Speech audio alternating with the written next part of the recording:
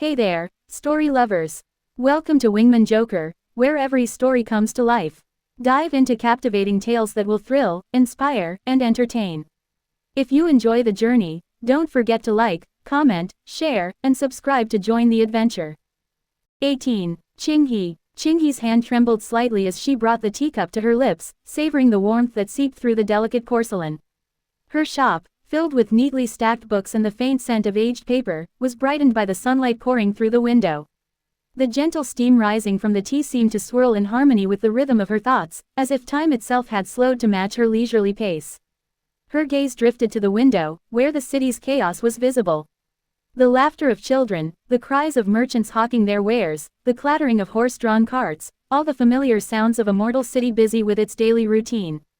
She observed it as one might view the ripples on a distant lake, present yet removed, the mundane happenings of a world she had once left behind and had returned to. Time, she mused, moved so swiftly for mortals, 10 years, gone in a blink. In the world of the mundane, seasons changed, children grew, and elders passed on. But for her, a decade was no more than a brief interlude, a period where no great disturbances rocked the heavens or stirred the silent flow of her chi. There had been no furious rival sects to contend with, and no ancient blood feuds revived. Just quiet days, evenings filled with novels, and the simple pleasure of anonymity. She sipped her tea again, feeling the warmth trickle down her throat. Her lips curled slightly, a rare smile that creased her otherwise serene features. She thought of the gray-haired men who sometimes lingered near her stall, attempting to catch her eye with their clumsy charm. Oh, how they tried, offering small gifts, their flattery almost amusing even in this age. She did not desire their company, they were as uninteresting as stones by the roadside. Yet, she relished the attention, that small acknowledgement of her existence and charm that hadn't faded away even with wrinkles. After all, who among those who once sought to ascend to the heavens could resist a little admiration? Even the most aloof cultivators, draped in their robes of mystery, couldn't resist the allure of fame. That was why they competed in endless tournaments, displayed their prowess for the masses, and even paid bards to spin stories of their exploits. Half of the novels cluttering her shelves were ghostwritten by such cultivators, faintly disguised exaggerated accounts of their own lives. They claimed to be above mortal affairs, yet how many of them yearned for the reverence of those they dismissed as insignificant. The truth was, even the lofty required validation from the masses they deemed beneath them. She sighed contentedly, closing her eyes to bask in the warmth of her tea and her thoughts. A good life, a peaceful life, she murmured to herself, savoring the words like a fine cup of tea. It was a mantra she had repeated so many times over these quiet years, almost convincing herself that it could last forever. But then, the door creaked open, slicing through the tranquility of the moment. Her eyes snapped open, her gaze sharpening as she peered at the shadowed figure standing at the threshold. Qinghe's brow furrowed, her grip tightening around the fragile cup, a small crack spreading through the porcelain. There he stood, the uninvited guest, the one who could shatter this piece she had worked so hard to weave. He appeared unassuming enough, dressed in simple robes, his expression as neutral as a calm lake. Yet she could sense the faint, irregular hum of his dantian beneath his surface, like a flame flickering in a breeze. He wasn't much, no prodigious talent, no aura of destiny swirling around him. A cultivator of middling rank, barely a foot into the path that defied heaven's will. She narrowed her eyes, scrutinizing the barely perceptible ripples of energy emanating from him. A third-star body-forging cultivator, perhaps, or fourth if she was generous. Nothing that should pose a danger to her. Her lips twisted into a thin line. The youth was no danger on his own, just another hopeful soul chasing the promise of immortality, like so many others who had come before him. But then she saw it, lurking behind him, a shadow moving with liquid grace. A sleek, pristine white cat, its fur slipped past the door frame, padding soundlessly into the room. The cat's eyes gleamed with an unsettling intelligence, too bright and knowing for any ordinary beast. Qinghe's heart tightened at the sight. That cat, a creature that did not belong in this mortal city. Qinghe's gaze lingered on the spot where the white cat had last been seen, her pristine form slipping away with unnerving ease. A spirit beast, she was sure of it. And not just any lowly creature that prowled the edges of town, but one with a strength that could hide itself even from her senses. At the very least, it was a peak Foundation realm beast, possibly even at the elusive Meridian expansion realm. She didn't like either option. Beasts of such caliber didn't casually wander into mortal settlements like this, let alone follow around a cultivator of such modest talent. Yet, the most curious thing of all was the beast's behavior. Instead of ruling over the weaker being, it followed him, acting like a pet, docile and obedient. She had seen the cat nestling against his legs, her eyes glinting with a peculiar amusement, almost as if she was playing a game Qinghe couldn't quite decipher. And now, for the last 2 days, she hadn't seen the hide or hair of either the cat or the young cultivator. She had almost convinced herself that they'd moved on, leaving her to her simple life once more. So, it comes to this, she muttered under her breath, the tea cooling in her hand, her gaze never leaving the visitor who had just stepped into her quiet corner of her shop. He strode toward her, a bright smile on his face that was almost annoyingly cheerful. She straightened, letting out a slow breath to steady herself. "Why are you here today?" she asked, her voice clipped as she peered over her cup of tea. "Back for more books." The young man shook his head, a mischievous twinkle in his eye. "No, Senior Qinghe. I'm here to fulfill my end of the bargain." She frowned, setting her teacup down with a faint clink. "Oh," her tone held a trace of curiosity, but she kept her expression carefully neutral. "So, you wrote a novel?" His grin widened, pride shining in his eyes. "Yes, enough to become a big hit with the young girls." She chuckled dryly, the noise escaping through her nose. "A big hit, is it?" She studied him for a moment, then reached out as he handed her a thin, bound volume. Qinghe's hands brushed the rough pages, feeling the weight of the book and, perhaps, the weight of his ambitions. She squinted at the title and flipped open to the first page. "Very well then," she said with a touch of amusement in her voice. "Let me read." The young cultivator watched eagerly as she scanned the opening lines, leaning in slightly as if hoping to catch her first reaction. Qing sighed softly, her fingers tapping the edge of the book. What could this child possibly write, being so young and naive?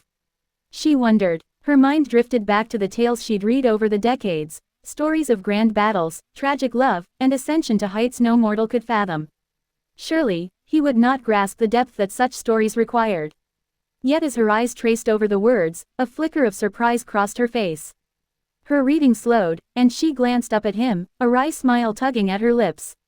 Liang Shan, and Hua Yun, she emphasized the names in a tone thick with the cadence of her region, rendering his words awkwardly. Who is this Sha Caper anyway that's credited as the writer of the original? The young cultivator's grin faltered slightly, but he regained his composure quickly, scratching the back of his head sheepishly. Shakespeare, it's an old tale from my place of birth, he explained. I just adapted it to be about cultivators. The original story was about 2 mortal families who ruled a city, and their children, well, they fell in love despite their family's feud. She scoffed lightly, a note of disbelief creeping into her voice. Mortal families ruling a city? What nonsense. How could such a story capture anyone's interest? Mortals can barely keep a village in order, let alone a city. It's just a story, Senior Qinghe. It's not meant to be taken so seriously. And I made it different, you know, added some of those forbidden techniques and ancient bloodlines that I saw around the books in your shop. He smiled and his words held a hint of pride. Qinghe's lips twitched, and she found herself not knowing whether to take him seriously or not. We'll see if your little story has any depth to it. A tale of love and conflict, adapted to the realm of cultivators, it's not an easy thing to write. She returned to the pages, immersing herself in the story of clashing clans, forbidden cultivation techniques, and tragic love. Yet even as she read, she kept one eye on the young man, observing the eagerness in his expression. He watched her reactions carefully, as if seeking validation, not so different from those old men on the street, pining for a bit of her attention. And perhaps, in that small way, he was a true cultivator after all. Yet in the back of her mind, the shadow of that spirit beast lingered, reminding her that things were never as simple as they seemed.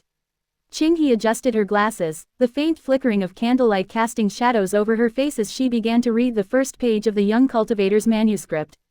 The story started with 2 rival guardian sects, one, the Skyshroud sect, known for their mastery of sword chi, and the other, the Verdant Stream sect, masters of spirit arts.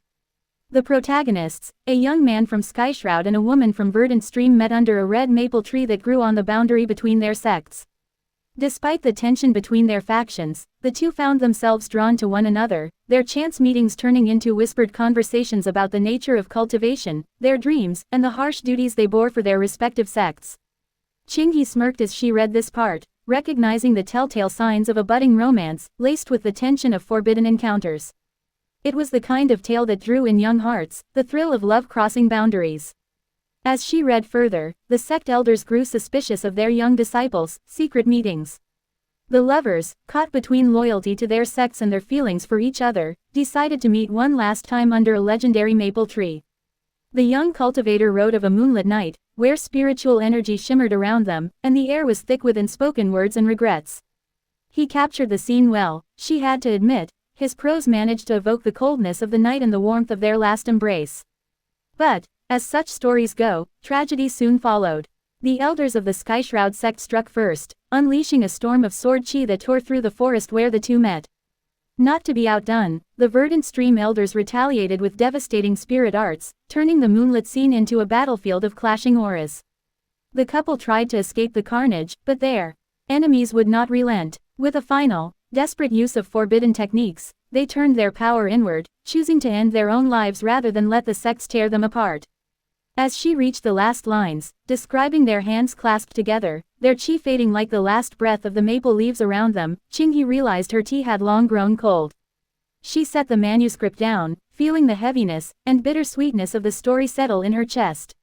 Slowly, she raised her gaze to the young cultivator, who watched her with a hopeful, yet nervous, smile. "This is actually pretty good," she said, her voice tinged with reluctant admiration. She leaned back, fingers tapping on the armrest of her chair. "How were you able to write something like this?" The young man's smile grew wider, though he maintained a humble air. "It's an adaptation, like I said. I heard it as a tale rather than read it whole. Took some time to adapt it properly, to make the dialogue flow and fit the immortal world, you know. But it turned out well." She studied him for a moment, tapping her finger thoughtfully against the book. "It might actually work. You should consider a career as a writer rather than a cultivator. I'm sure many sects would be willing to sponsor someone who can weave stories like this. It's rare to find a talent like yours." He chuckled softly, scratching the back of his head. "I'll think about it. If my current path doesn't work out, maybe I'll take up your advice." He paused, and then his expression turned serious as he shifted the topic. "About the book, are you satisfied with the one that I wrote? Will you give me what I seek?" Qingyi glanced at him, then back at the manuscript he'd written. "It's nicely done, even if I haven't had a chance to test whether the young girls would find it captivating. But the writing is solid, so I'll give you a chance." She stood up, smoothing out her robes.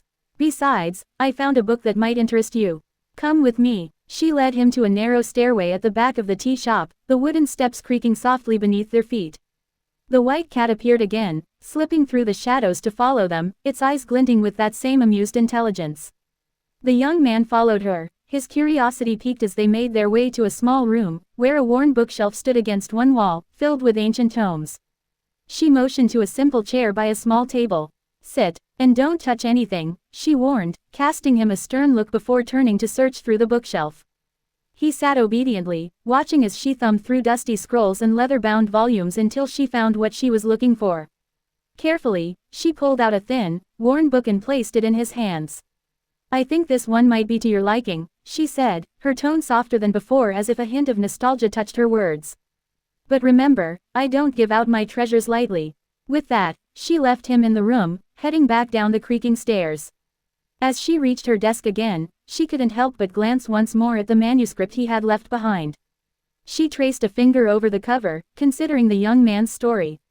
It had been a while since a tale had stirred something in her, something that made her want to read it again, to see if she had missed any layers beneath its simple telling. She settled back into her chair, opened the first page, and began reading once more, this time savoring each word and searching for the subtext that might lie hidden beneath the prose. Because she was sure, there was more to it than what was presented. And she always liked a good, calm challenge. In the comparatively dark back room, Chen Ren took a moment to survey the shelves. His eyes glinting with curiosity. It was clear that Qingyi had more information tucked away than she let on. Ancient scrolls and old tomes, their spines cracked with age, filled every inch of the wooden shelves. He felt a twinge of excitement, knowing that this place held more than just dusty records, it held secrets. He sat down at the small table and glanced at the book Qingyi had handed him. Its cover was simple and unadorned, but the faded ink on the spine read The Tinge Flora and Hidden Beasts by Wu Yanxia. He flipped open the first page, the scent of old parchment wafting up, mingling with the faint aroma of incense from the shop below. The book started with an introduction about the author, a wandering cultivator who had spent decades exploring remote regions, recording details about plants and creatures seldom seen in the more civilized parts of the realm. It was a rare find, one that could easily be overlooked by someone less knowledgeable. As he read through the pages, Chen Ren skimmed past the sections on rare herbs that grew deep in spirit-infused mountains and hidden valleys, focusing instead on what could be found closer to the city. His goal was clear: herbs with pleasing fragrances. If he could find a plant that had properties to soothe the mind or to subtly ward off lesser spirit beasts, even better. And then there were the beasts themselves. Any parts that could be used for their alchemical properties would be a bonus. He paused at a passage about hoofprint fern, a rare plant known for its golden-veined leaves that glowed in the moonlight. It had calming properties, often used by cultivators to enhance meditation. But it thrived only near ancient, undisturbed lakes, far from the bustling life of the city. Next, he found a description of violet dawn root, a bright red herb with a subtle, citrusy scent. It was said to help focus the mind when burned as incense. It grew on the sunlit slopes of hills, needing space and elevation. He frowned. While not impossible to acquire, it was not the convenient solution he sought. Flipping a few more pages, he found a section on spirit beasts, each profile painstakingly recorded with details of their habits and habitats. A sketch of a night stalker lynx caught his eye, a creature known for its shadow affinity and prized for its dark furred pelt, which could be used in making concealment talismans. But it was far beyond his current strength, even if he did manage to track one down. He moved on, noting its properties but knowing it was out of reach. After a while, he stumbled upon a simple entry: Silvermist Blossom. The name didn't seem particularly grand, but the more he read, the more it piqued his interest. It was a humble herb, found near riverbanks, with delicate petals that shimmered faintly in the morning mist. The blossom emitted a gentle fragrance that was said to calm nerves and aid in sleep. But more than that, it had a subtle effect of repelling lesser spirit beasts and pests, making it valuable to protect those who worked with other, more temperamental herbs. This was the kind of plant he had been looking for, something easy to find locally, with practical uses that could enhance the atmosphere of his quarters and keep unwanted pests at bay. He traced a finger over the illustration, imagining them blossom along the rivers that wound near the outskirts of the city. 19. Foresting. Chen Ren hunched over a small desk in his room. The only light came from a half-melted candle. His brush moved swiftly, filling the scroll with characters that came to his mind. He paused, the tip hovering over the paper as he thought of the recent encounter with the old lady at the tea house. A smile tugged at his lips, just barely there. The deal with her had been sort of a gamble of its own, but one that turned out better than he had expected. He had proposed writing a story, one of those romantic tales popular on Earth, but not just any tale, one that could tug at heartstrings and spark a fluttering in the hearts of young women. There was a problem, though. He had never really read those kinds of books back in his world, just watched them in movies. So, he took the fragments he remembered, twisted them with his imagination and stuff he had read about cultivation, and poured them into the scrolls over the last 2 days. Writing here had come with its surprises. His thoughts, once sluggish when it came to putting words down on paper, now flowed like a river. Once he finished the story, Chinghe's approval arrived quickly, allowing him to obtain the book on herbs and beasts he had been searching for. Yet, the true treasure wasn't just in the book she'd given him. It was in the dusty, cluttered shelves he'd glimpsed behind her, shelves filled with scrolls and tomes that looked far more valuable than mere stories. Cultivation manuals, techniques, and perhaps even secret arts lay within that room. If he played his cards right, he might get access to those secrets too. But those aspirations would have to wait. Chen Ren put the scroll aside, pushing thoughts of ancient techniques and hidden power from his mind for now and focusing on his task at hand, from where he was in his room. All right, so, focus. He forced himself to look at the notes he'd made in his notebook. His first goal was much simpler: herbs. Since his noodle stall was working well, he had thought a lot on his second business idea and landed on a product that he would be able to earn a lot out of, especially with Tang Yucho, fragrances, makeup and hygiene products. It was an idea born from a class he'd taken back in his previous life when perfumes and their crafting had been little more than an idle curiosity. Yet now, that knowledge held the potential for a lot of profit. He picked up another sheet, dipping his brush once more as he began to scribble notes. Memories of perfume-making techniques surfaced, thoughts threading through the delicate process of creating a fragrance. He jotted down the key ideas that had lingered in his mind: the use of essential oils for hard notes, the balancing of top notes like citrus to create an immediate scent, and the heavier, lasting base notes, musk, sandalwood, or even something rarer. It was a process that required patience, an art of blending nature's essence into a single, captivating aroma. Chen Ren's brush moved swiftly, laying out the steps for his perfume-making process as he included his earthly knowledge with the herbs he had read about.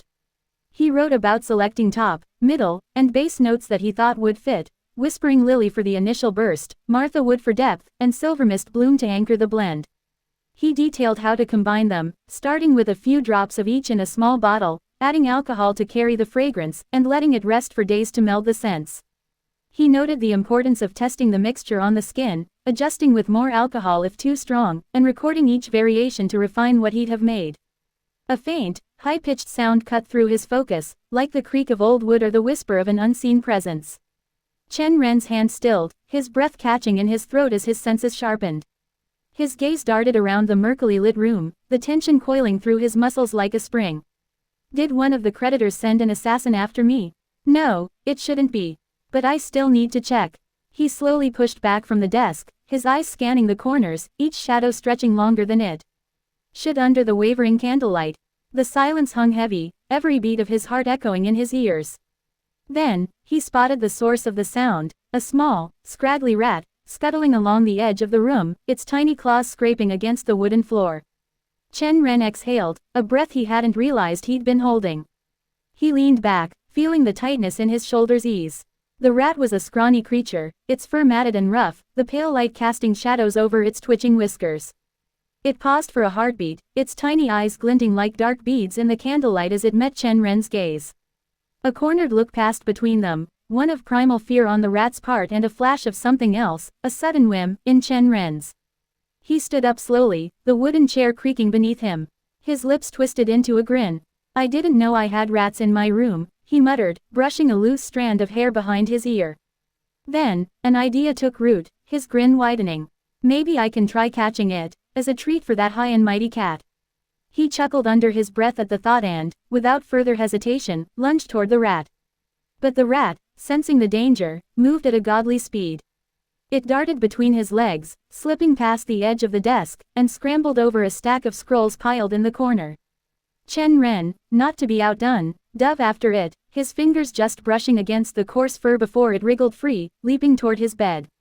He nearly stumbled, catching himself on the bedpost as he shifted through the tight space of his room, his mind racing to keep up with the rat's frantic scurrying. He winced as his elbow knocked into a porcelain cup, sending it spinning across the desk before it wobbled back to a stop. He had to be careful, one wrong move and he'd leave a mess for Tang Sholan to clean up, not to mention the damage to his already limited belongings. The rat seemed to sense the challenge, scampering with renewed speed, its tiny claws skittering over his notes, then darting under a small chest that held his writing supplies.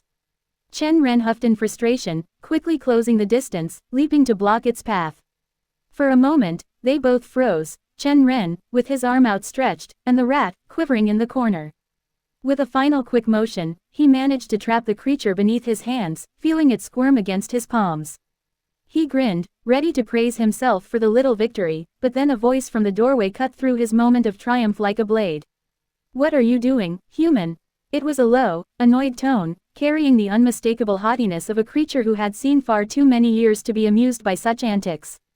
Chen Ren froze, turning slowly to see Yalan standing in the doorway, her amber eyes narrowed to slits, the tip of her tail twitching impatiently. She regarded him with a disdainful look that could have made any mortal feel foolish. He raised his hands, displaying the wriggling rat with a sheepish grin. I thought you might appreciate a fresh catch, he offered, trying to inject a bit of charm into his voice. You know, a snack. Yalan's glare sharpened, her whiskers twitching with irritation. Do you think I would stoop so low to eat such a filthy creature? She replied, her voice dripping with scorn. She cast a disdainful glance at the rat. Even a hungry stray would turn its nose up at such a pitiful offering. I have some standards, human. If you want to feed me, try something more refined.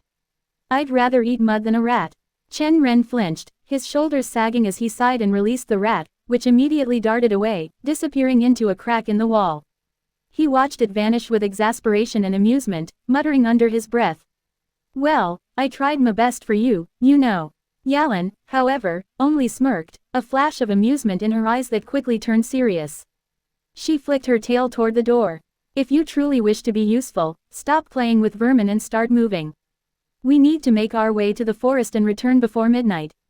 The window of opportunity is closing and we need to get on with your training. Chen Ren straightened, dusting off his hands as he eyed her warily. What's this about, anyway? And what kind of training are we talking about? Yalan turned her head. You'll find out when we get there, she said. Now, hurry up. The herbs we seek will not wait, and neither will your training. Chen Ren moved through the mist that curled around the city, his steps careful yet swift, Yalan walking silently at his side. The lanterns that hung from the edges of rooftops did little to pierce the thick veil that blanketed everything in sight. The mist clung to him, cold and damp, and each breath drew in tendrils of vapor that seeped into his lungs. The city's boundary had always been like this at night. No matter how clear the day was, once the sun dipped below the horizon and everything turned dark, the fog rolled in, settling over the city like an ancient habit. Chen Ren had overheard countless theories about it since arriving, rumors spun by merchants, old scholars, and idle city folks who enjoyed the mystery of it all. Some said it was the work of the sect master from the Soaring Sword sect, his power so great that he could summon an array to ward off beasts from the nearby forest, keeping them from straying too close to the city's walls. Others believed it was the result of a natural formation, a confluence of spiritual energies that gathered each night, creating a fog that acted as a barrier. Then there were the more mundane explanations, tales of strange plants that grew along the city's borders, exhaling mist as they absorbed the moon's light, or ancient streams hidden beneath the earth, releasing the vapor into the cool night air. Whatever the cause, the fog had been a fixture of the city for centuries, an unchanging fact of life that everyone learned to accept. Chen Ren, however, had little interest in deciphering its origins. It served its purpose tonight, helping to mask his movements as he and Yalan slipped through the twisting paths that led to the city's edge. The mist muffled the sounds of their footsteps, and he moved like a fox, covering a large distance in a matter of minutes, again thankful for the fact that he had been transmigrated as a cultivator. As they approached the outer gates, the outline of two guards materialized through the fog, their figures indistinct but solid against the shifting veil of mist. Their armor clinked softly as they turned, their expressions obscured beneath helmets that reflected the faint glow of nearby lanterns. But when Chen Ren revealed the faint glimmer of his cultivation aura, they barely gave him a second glance. One of them, an older man with a streak of silver in his beard, grunted a curt acknowledgement and bowed slightly before waving him through without so much as a question. Since the city had cultivators, guards seemed to let them be and not interfere. He was sure that he wasn't the only one who had thought of training in the nearby forest. Chen Ren slipped past the gate with a nod, feeling the slight tension in his shoulders ease. He had grown used to this reaction from most guards. He had discovered that most common folk treated cultivators with a blend of awe and wariness.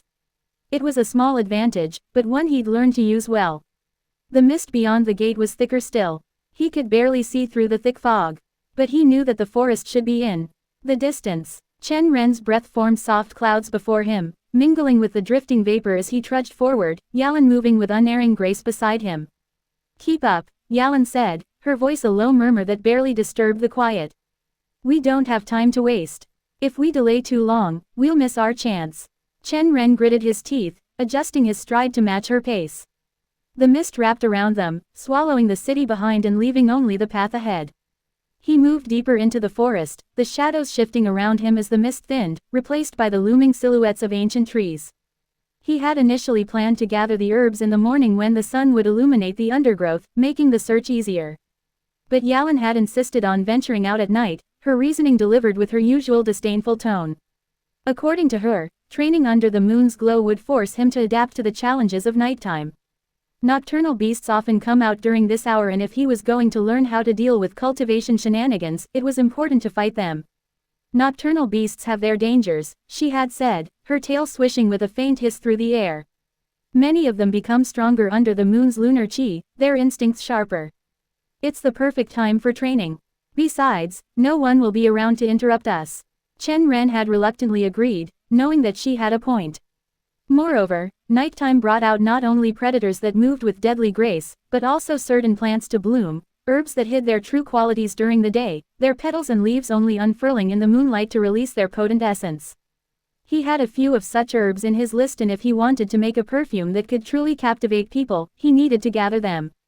The forest was alive with soft rustlings and distant calls, sounds that threaded through the quiet like a constant, murmuring breath. He moved carefully over the uneven ground, the notes he had scrawled earlier clutched behind him in a bag. The mist lingered here, draped low over the ground, obscuring the roots and rocks that threatened to trip him with every step. His eyes moved between the shadows, scanning the undergrowth for any sign of the herbs he sought. After what felt like hours of searching, he spotted the faint glimmer of moonlight reflecting off a cluster of leaves, their edges lined with a pale, silver sheen. He crouched down, brushing aside the underbrush to reveal a low-growing plant, its buds glowing faintly in the dark. Martha Wood, he muttered to himself, recognizing the herb from his notes. It was known for its fragrant oil and smelled like lavender, a key ingredient that could add a lingering, mysterious scent to his perfume. Carefully, he plucked the leaves, mindful not to damage the delicate roots that held the plant to the soil. He tucked them into a small pouch, his fingers working with the precision of someone who had done this before, albeit in a different world.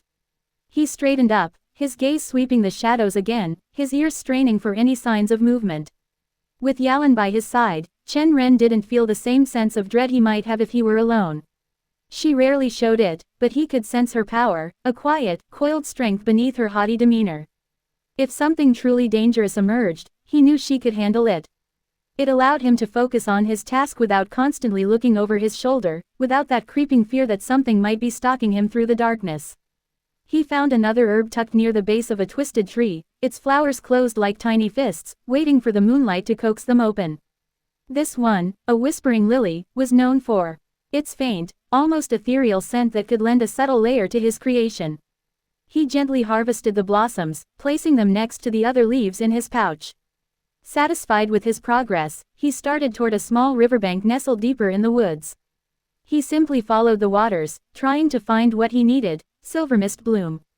But before he could move further he felt Yalan suddenly halt in her tracks. Her ears twitched and she fixed her gaze toward a dark cluster of trees beyond the lake's edge. "It seems like you might finally encounter a beast worthy of my taste," she remarked, her voice cutting through the quiet like a blade. Chen Ren stopped, turning to face her. "What are you talking about?" he asked, his brows furrowing as he tried to peer through the shadows. "A beast is nearby," Yalan replied, a hint of amusement in her tone. "A Tier 1 creature, nothing you should fear. But it's enough for some practice. You need to fight it." He stiffened, glancing toward the darkness where Yalan's eyes were fixed. His pulse quickened, a mixture of nervousness and reluctant excitement stirring in his chest. "Are you sure I can fight it? I don't think I told you before, but the only beast I fought in my world was a small swarm of mosquitoes," he admitted, feeling the weight of his unease settle over him. "Also, I only know one fist technique, and even that isn't very polished. It's just a Tier 1 beast. If things go poorly, I'll pull you out before you get hurt," she replied, the confidence in her tone leaving little room for argument. Chen Ren swallowed, feeling the weight of the situation pressing down on him. He knew that if he wanted to survive in this world, he had to confront this fear sooner or later. The structure of this world, built on the strength of cultivators and the endless struggle against beasts and rivals, demanded courage. Better to start with a small step under the watchful eye of his unusual mentor than to be caught unprepared when real danger came knocking. "All right," he said slowly, nodding as if to reassure himself. "Let's do this." He clenched his fists, feeling a tingling in his core as he tried to steady his breathing, and began to move forward.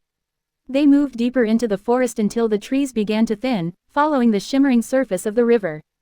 The mist had settled low here, hugging the ground and drifting like ghostly veils over the water's edge.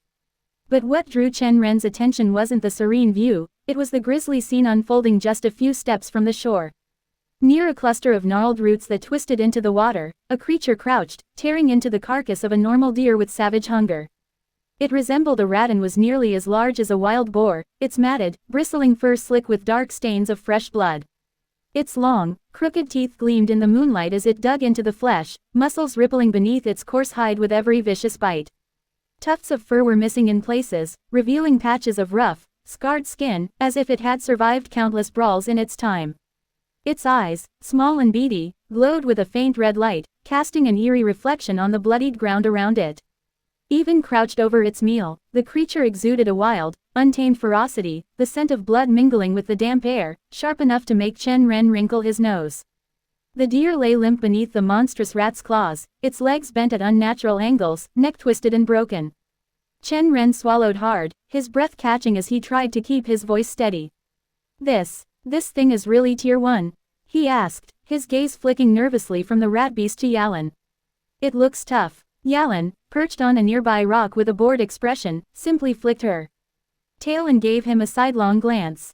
It's nothing you can't handle, she replied, a hint of a challenge in her tone. Don't worry. But Chen Ren couldn't quite quell the nerves that tightened in his chest as he took in the rat beast's powerful limbs and the sharp, glinting claws that dug into the deer's flesh. Compared to the small rat he had fought, this one looked more like a predator than prey. He took a deep breath, steeling himself before stepping forward, feeling the cool air hitting his face. The rat beast's ears twitched, and it jerked its head up, crimson eyes locking onto Chen Ren. Its mouth hung open, revealing rows of sharp, crooked teeth stained with the remnants of its meal. They stared at each other, the air thick with the tension of the encounter.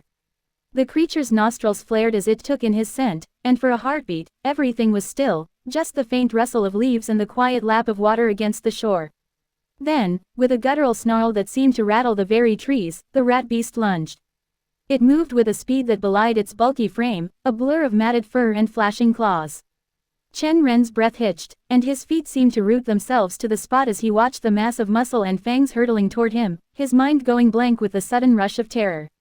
The ground seemed to shake beneath the creature's charge, and all Chen Ren could do was brace himself as every cell of his body came alive with the sound of snapping branches and the beast's roar that almost deafened him.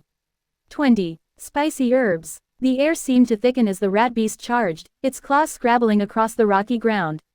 Chen Ren's muscles tensed, his mind blanked for a split second, time stretching unnaturally.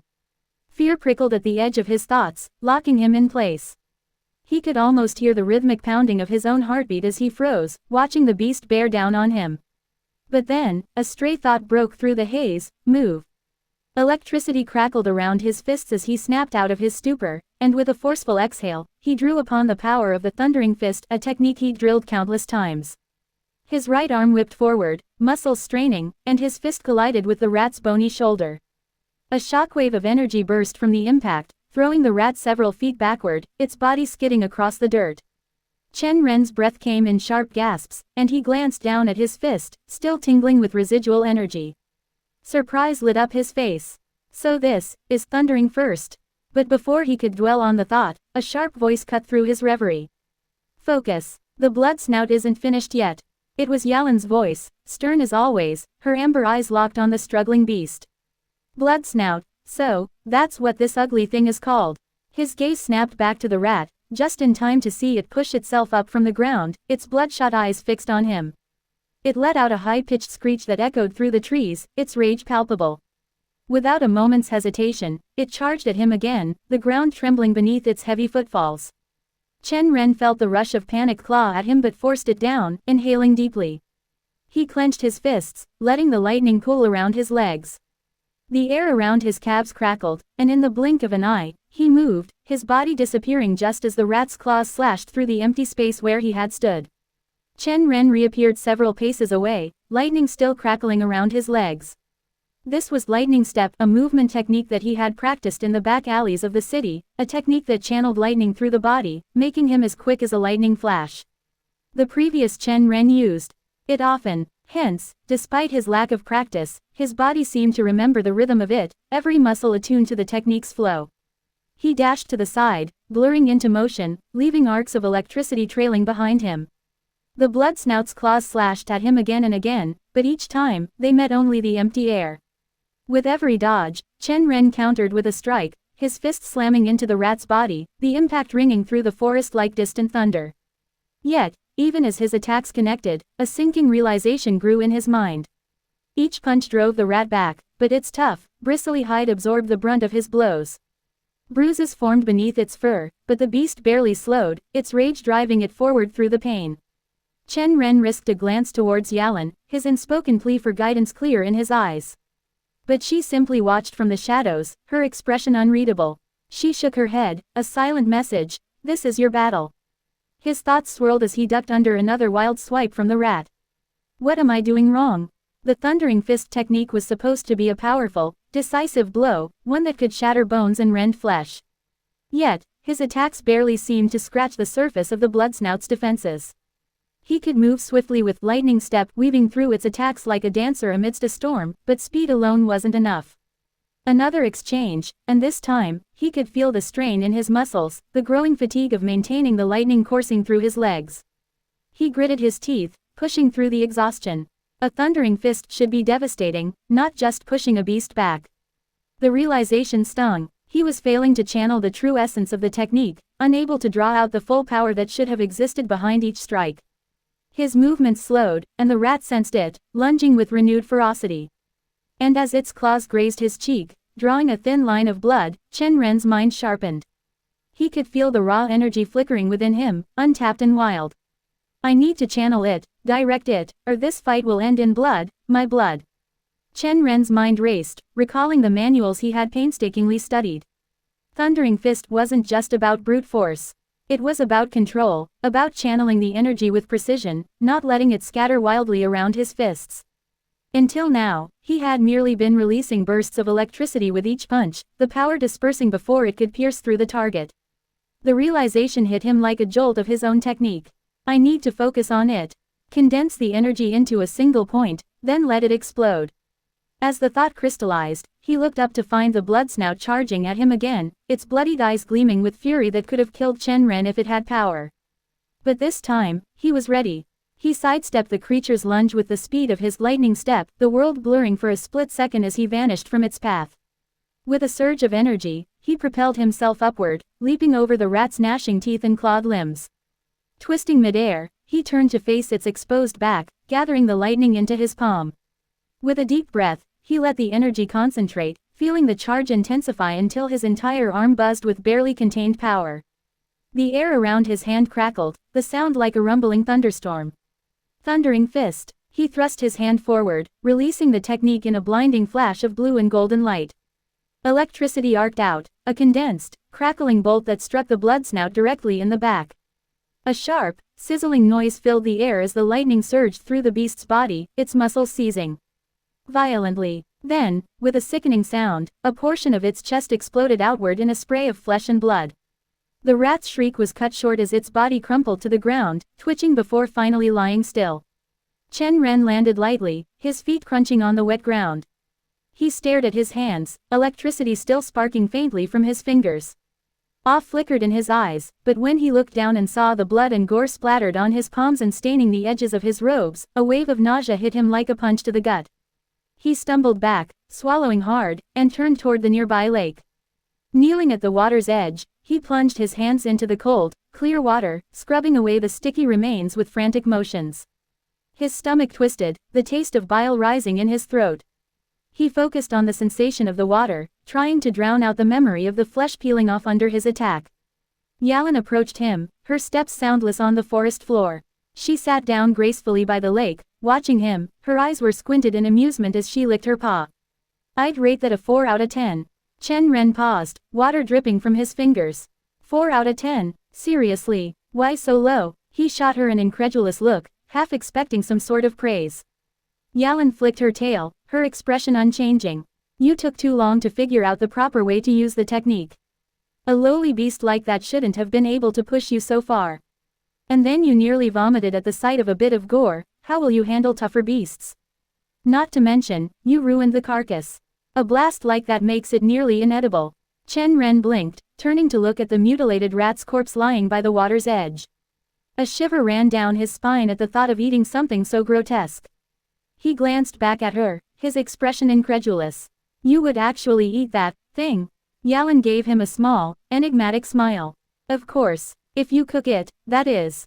Beast meat is often more nourishing than that of regular animals. And despite their unsavory appearance, these blood snouts live in the caves near lakes. They keep themselves clean in the waters. Chen Ren took another look at the bloody mess that was once the rat, its twisted body and vacant eyes staring into nothingness. He shuddered, the idea of roasting it turning his stomach once more. I think I'll pass, he muttered, stepping away from the remains as if they might spring back to life. Yalan only chuckled, her tail flicking in amusement. Suit yourself. But remember, next time, aim for the head, it makes for a cleaner kill.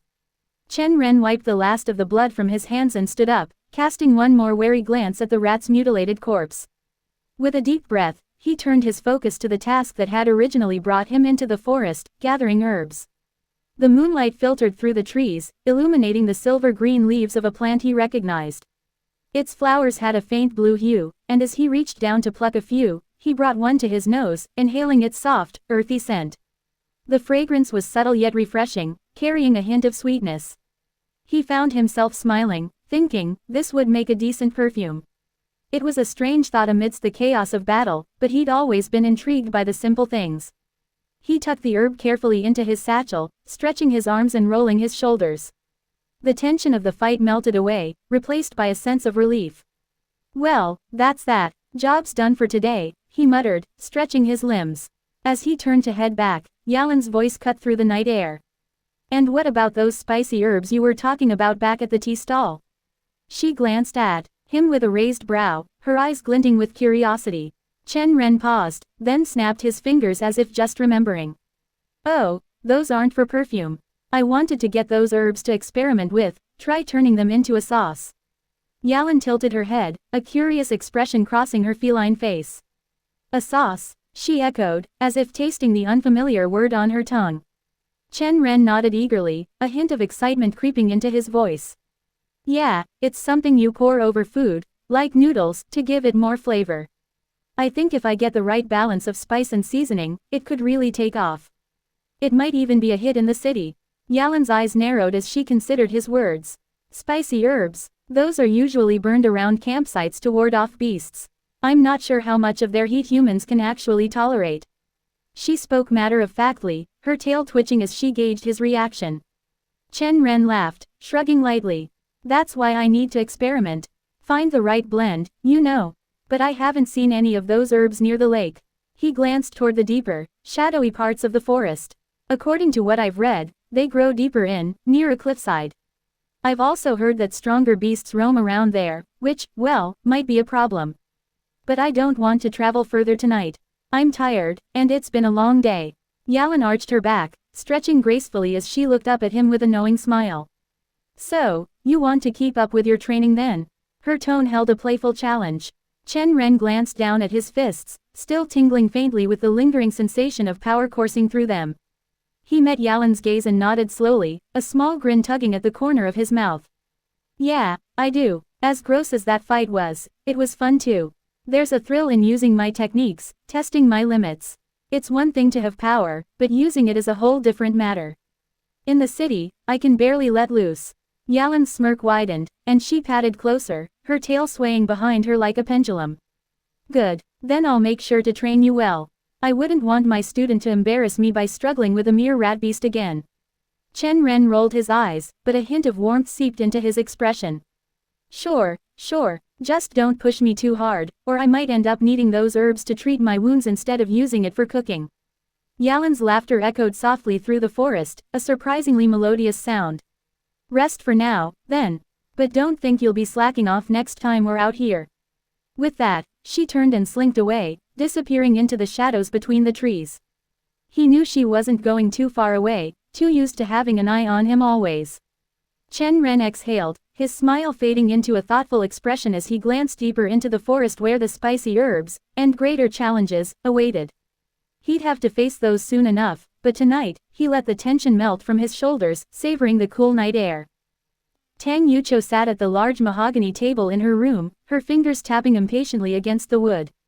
Before her lay an open book of accounts, its pages filled with neat columns of numbers and records. She stared at them, but the content seemed to blur together, refusing to hold her attention. With a frustrated sigh, she pushed the book away slightly. Lately, it seemed she couldn't concentrate on anything, her mind was too restless, too caught up in something else. It wasn't just business, either. Meals felt tasteless, and even the simplest pleasures like the morning walk through the garden held little appeal. Just a few days ago, her closest friend had invited her to a cozy tea stall where a popular novel was being recited. It was the kind of thing she would usually enjoy, but she had turned her down without a second thought. Why? Because Chen Ren had promised her something. A new product he'd spoken of with such conviction, insisting it would work wonders and become a sensation. But what was it, exactly? How was it supposed to work?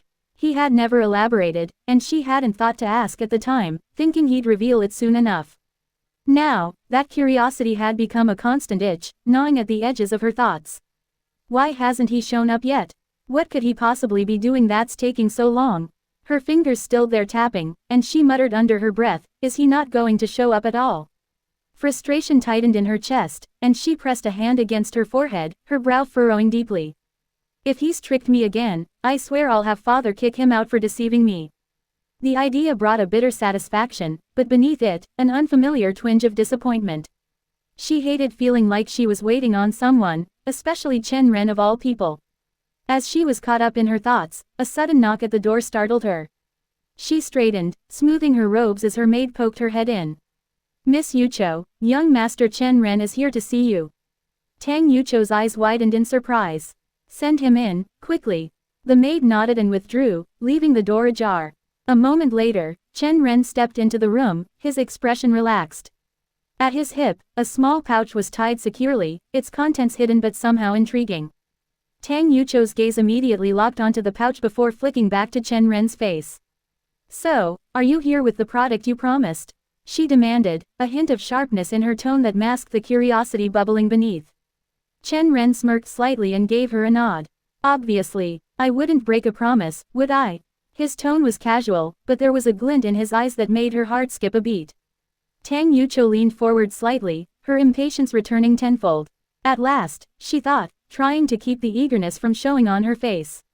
Now, let's see what you've got up your sleeve, Chen Ren.